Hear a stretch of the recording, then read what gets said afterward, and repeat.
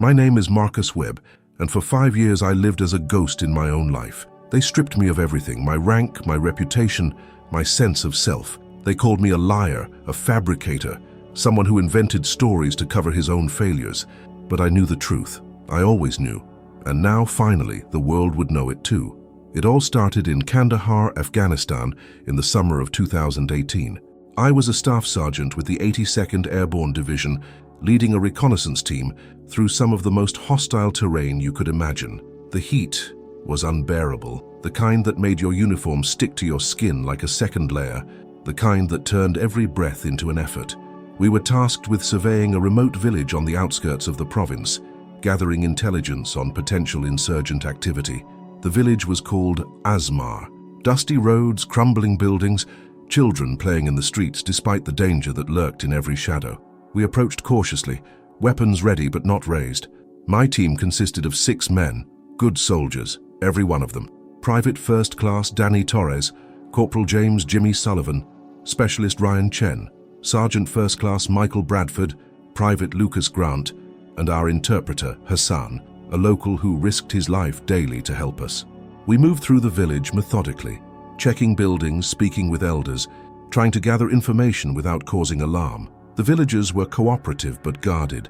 They'd seen too many soldiers come and go, too many promises broken. I understood their hesitation. Then it happened. We were near the eastern edge of the village when I heard it. A sound that didn't belong, a mechanical whirring, faint but distinct. I raised my fist, signaling my team to halt. Everyone froze. My heart pounded as I scanned the area, trying to locate the source. That's when I saw them. 3 men on a rooftop approximately 200 meters northeast, setting up what looked like a mortar tube, but something was off. The equipment looked different, more sophisticated than the usual insurgent gear. "Contact northeast rooftop position," I whispered into my radio. "Stand by." I pulled out my camera, a standard-issue digital device we used for documentation. I zoomed in and started taking photos. Click, click, click. The images were clear. 3 men, advanced equipment, markings on crates that I didn't recognize. Something felt wrong, deeply wrong. Before I could process what I was seeing, gunfire erupted. Not from the rooftop, but from behind us. We were taking fire from multiple positions. The ambush was coordinated, precise. These weren't random insurgents. This was planned. "Take cover!" I shouted, diving behind a half-collapsed wall. My team scattered, finding whatever protection they could. Bullets ricocheted off stone and metal, the air filled with dust and the sharp crack of AK-47s.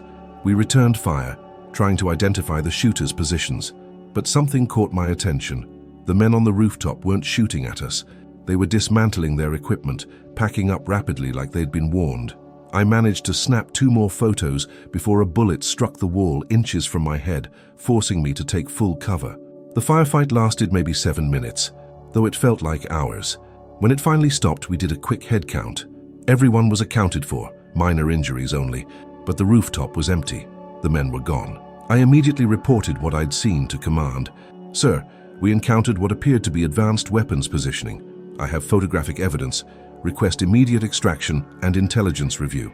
The response came quickly, too quickly. "Webb, hold position. Remain in the village. Support units en route."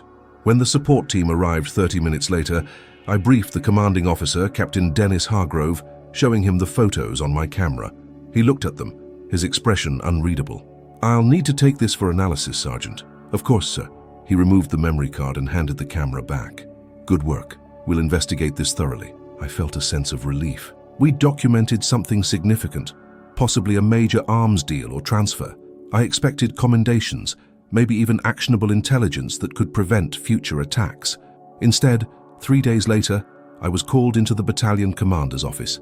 Lieutenant Colonel Patricia Brennan sat behind her desk, her face stern. Captain Hargrove stood to the side, along with 2 officers I didn't recognize, both wearing civilian clothes, which immediately raised red flags. "Staff Sergeant Webb, sit down," Brennan said, her tone cold. I sat, feeling the tension in the room like a physical weight. "We've reviewed your report and the photographs from the Asmar operation." "Yes, ma'am." "Did intelligence identify the equipment or the individuals?" She exchanged glances with the civilian officers before speaking. "Sergeant Webb, there's a problem. The photographs you submitted show nothing unusual. Standard insurgent activity, nothing more. I felt my stomach drop. Ma'am, with all due respect, that's not what I photographed. I documented advanced equipment, coordinated positioning. Are you suggesting we're lying, Sergeant? One of the civilians interrupted, his voice sharp. No, sir. I'm saying there must be a mistake. The photos clearly showed. The photos show exactly what we've described, Brennan cut in. Furthermore, several members of your team have given statements that contradict your account. My blood ran cold. What? Who? That's not relevant. What is relevant is that you've submitted a false report, wasted valuable resources, and created unnecessary alarm. This kind of behavior is unacceptable. I felt like the ground was disappearing beneath me. Ma'am, I know what I saw. My camera documented. Your camera documented nothing of significance, Hargrove said quietly, almost apologetically. I'm sorry, Webb, but the evidence doesn't support your claims. The meeting ended with a formal reprimand placed in my file. I was told to drop the matter entirely, but I couldn't. I knew what I'd seen. I knew those photos existed. Over the next few days, I tried talking to my team. Torres wouldn't make eye contact. Sullivan claimed he didn't see anything unusual. Chen said he was focused on the firefight and couldn't confirm my observations. Bradford, my most experienced soldier, told me quietly, "Let it go, Marcus. You're making things worse." Only Hassan, the interpreter, pulled me aside one evening. "Sergeant Webb," he whispered, looking around nervously. "I saw what you saw, but you should stop. These people, they are dangerous. Not the insurgents, the others." "What others, Hassan?" He shook his head. "I have family, I cannot say more. Please, for your sake, forget this." But I couldn't forget. I filed a formal complaint through the chain of command, requesting a full investigation. That's when things got worse. 2 weeks after filing my complaint, I was reassigned, not to another unit in Afghanistan, but back to Fort Bragg in North Carolina. The official reason was administrative requirements, but I knew better. They were removing me from the field, isolating me. When I arrived at Fort Bragg in September 2018, I was placed in a holding status, not given any meaningful duties, just paperwork and busy work. It was humiliating. Other soldiers would see me and whisper. Word had spread that I'd made false claims, that I was unreliable.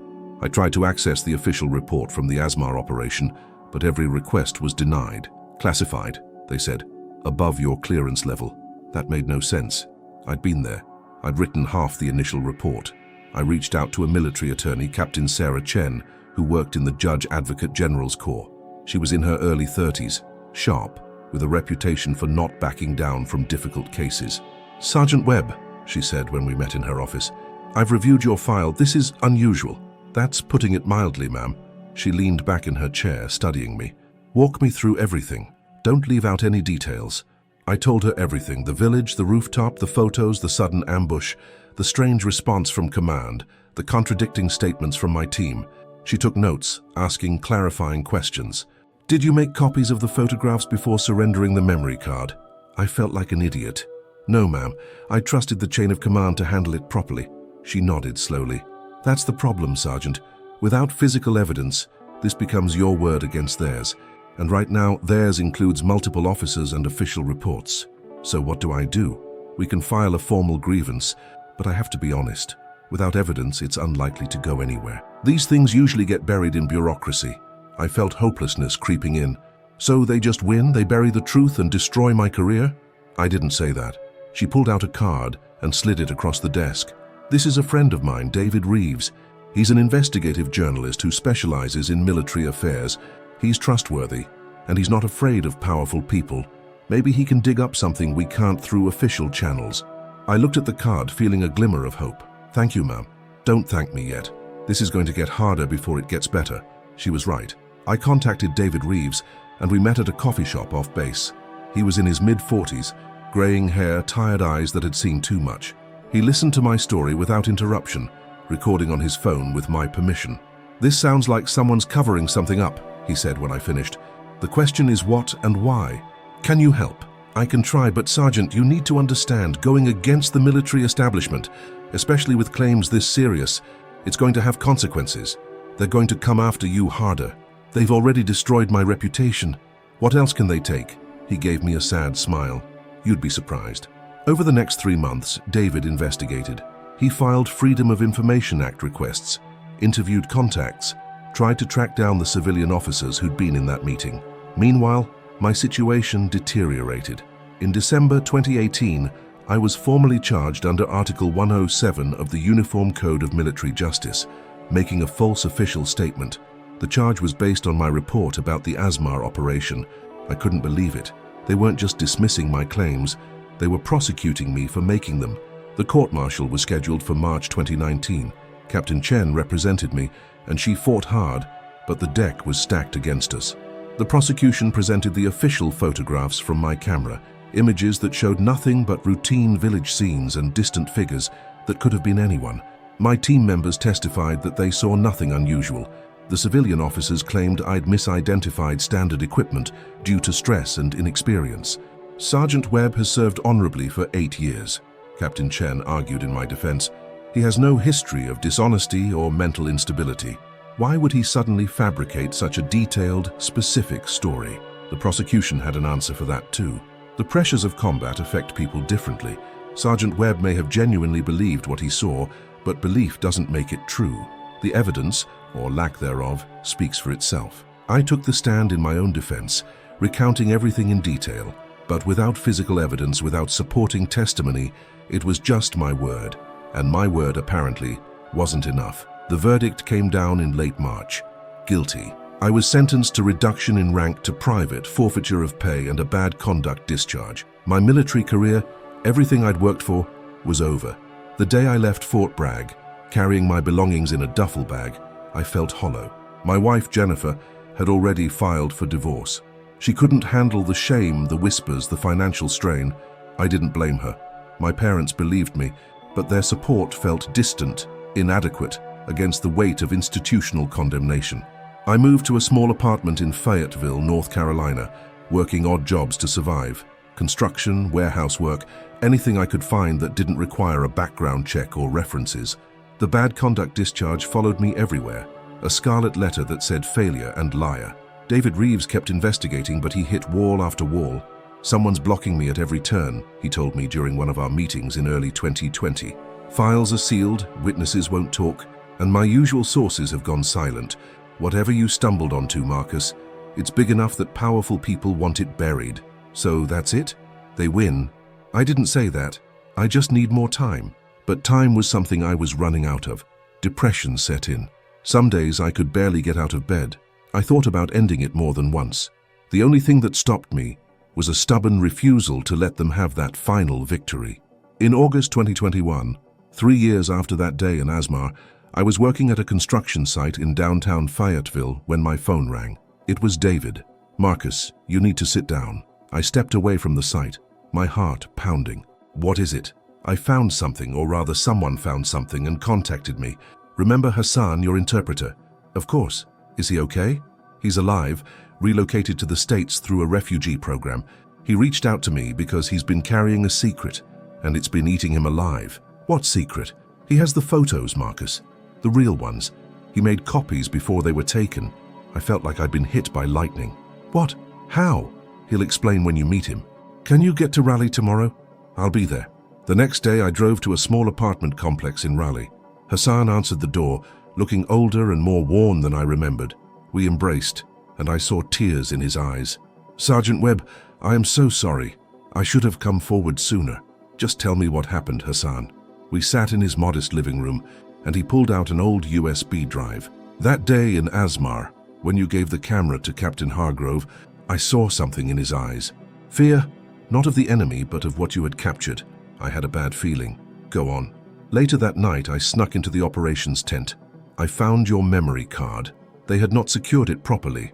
I used one of the computers to copy the files onto this drive, then returned the card.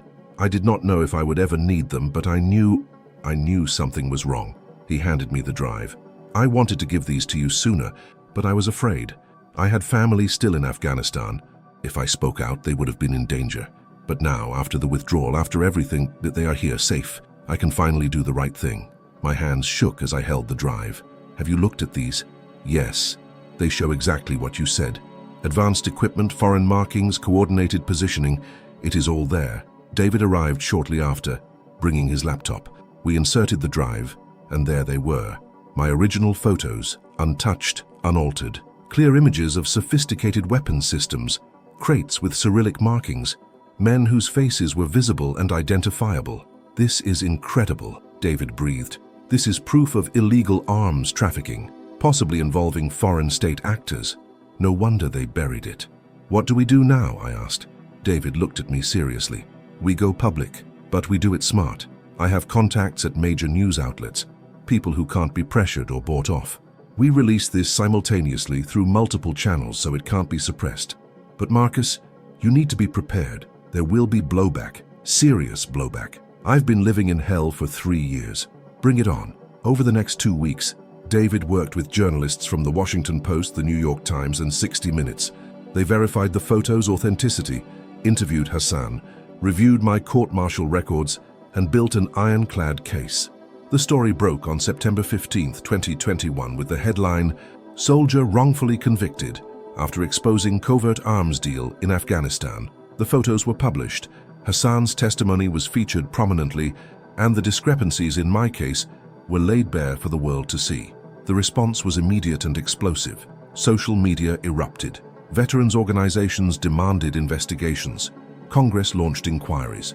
The hashtag #ChuckJustice4Webb trended nationwide. But the institution fought back. The Pentagon issued a statement claiming the photos were taken out of context and that my conviction was proper under the circumstances. Anonymous sources told friendly media outlets that I was a disgruntled former soldier seeking attention. Then something unexpected happened. Members of my old team started coming forward. Torres reached out first, posting a video on YouTube. "My name is Danny Torres, and I need to tell the truth. I lied at Sergeant Webb's court-martial." We all did.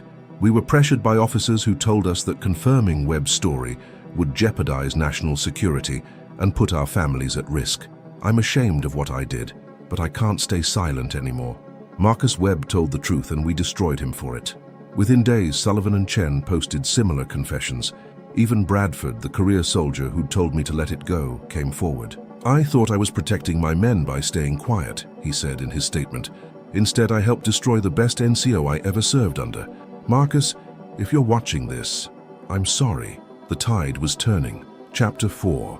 Vindication. By October 2021, the pressure on the Pentagon and the Department of Defense was unsustainable. Multiple congressional committees demanded access to classified files. Inspector General investigations were launched. The military couldn't maintain the cover-up any longer. On November 3, 2021, I received a call from the Army's Office of the Judge Advocate General. They requested my presence at a formal hearing to review my case. Captain Sarah Chen, who'd never stopped believing in me, represented me once again. The hearing took place at the Pentagon. I sat in a conference room surrounded by high-ranking officers, civilian attorneys, and DoD officials. For 3 hours they reviewed the evidence, the original photos, Hassan's testimony, the confessions from my team, inconsistencies in the prosecution's case. Finally, Major General Vincent Calabrese, who presided over the review, spoke. Staff Sergeant Webb, after a thorough examination of the evidence, "It is the finding of this board that your original conviction was based on false testimony and suppressed evidence. Your conviction is hereby overturned, and your rank, back pay, and benefits are fully restored. Furthermore, your discharge is changed to honorable, effective immediately." I felt tears streaming down my face. 5 years. 5 years of hell. And finally, vindication. But Calabrese wasn't finished. "Additionally, we owe you an apology. The actions taken against you were unjust and do not reflect the values of the United States Army. A formal investigation into the officers involved in the cover-up is underway, and appropriate disciplinary action will be taken." The hearing concluded with a standing ovation from several officers who'd witnessed the proceedings. Captain Chen hugged me, tears in her eyes. "You did it, Marcus. You never gave up." The story dominated news cycles for weeks. It became a symbol of institutional accountability, of one man's fight against overwhelming power. I was invited to speak at military academies, veterans events, and congressional hearings about the importance of integrity and transparency. The investigation revealed what I'd suspected all along. The weapons in those photos were part of a covert arms transfer gone wrong. Foreign actors, possibly Russian, had been supplying advanced weapons to insurgent groups, and certain individuals within the US intelligence community had been monitoring the operation. My photos had threatened to expose not just the arms deal, but the intelligence operations surrounding it. Rather than explain the complexity of the situation, they'd chosen to bury it by discrediting me. Several officers involved in the cover-up faced courts-martial of their own. Captain Hargrove, who'd taken my memory card, was dishonorably discharged. The civilian officers were never publicly identified, protected by classification protocols, but David's sources confirmed they'd been reassigned to positions where they could do less damage. In January 2022, I was invited to the White House, where the President presented me with the Soldier's Medal for courage in seeking truth despite personal cost. Standing in the Oval Office, shaking the President's hand, I thought about all the dark days, the moments I'd wanted to give up, the isolation and shame. "Your perseverance is an inspiration," the President said. "You remind us that truth matters, that one person can make a difference." After the ceremony, I returned to North Carolina. The Army offered me reinstatement, but I declined. I'd given enough years to the military. Instead, I accepted a position with a veterans advocacy organization, helping other soldiers who'd been wronged by the system. I wanted to be the voice for those who couldn't fight back, the advocate I desperately needed during my darkest hours. I also reconnected with my family. My parents, who'd never stopped believing, welcomed me back with open arms. My ex-wife Jennifer reached out to apologize. We didn't reconcile romantically, but we found a peaceful understanding. She'd been scared and overwhelmed, and I couldn't hold that against her. Hassan and I became close friends. He often joined me for speaking events, telling his part of the story, emphasizing the importance of moral courage. "Sometimes doing the right thing requires sacrifice," he would say, "but the cost of silence is always greater." David Reeves won a Pulitzer Prize for his investigative reporting on the case. He dedicated the award to the truth-tellers who refuse to be silenced. My former team members and I eventually met in person, a reunion facilitated by Torres. The meeting was emotional, filled with apologies and forgiveness. "We were cowards," Sullivan said, his voice breaking. "You stood alone because we were too afraid to stand with you. You came forward eventually," I replied. "That took courage too." Now, in November 2025, I stand here with perspective that only time and struggle can provide. The 5 years they took from me were brutal, transformative, and ultimately revealing. They showed me who I really was beneath the uniform and rank. They taught me that truth doesn't need power to survive. It just needs someone willing to carry it, no matter the cost. I still have the USB drive Hassan gave me, tucked away in a safe. Sometimes I look at those photos and remember the young sergeant who took them, who had no idea what storm they would unleash. I'm proud of that guy. He did the right thing, even when the world told him he was wrong. They called me a liar for years.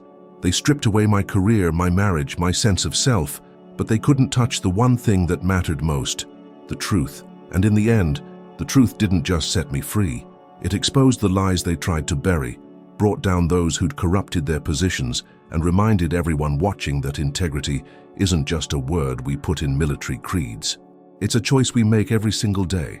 My name is Marcus Webb. For years they called me a liar, but the photos exposed the truth they tried to bury, and that truth changed everything. Sometimes the hardest battle isn't the one you fight with weapons. It's the one you fight with nothing but your word, your conviction, and a refusal to let the darkness win. And sometimes, that's the battle that matters most.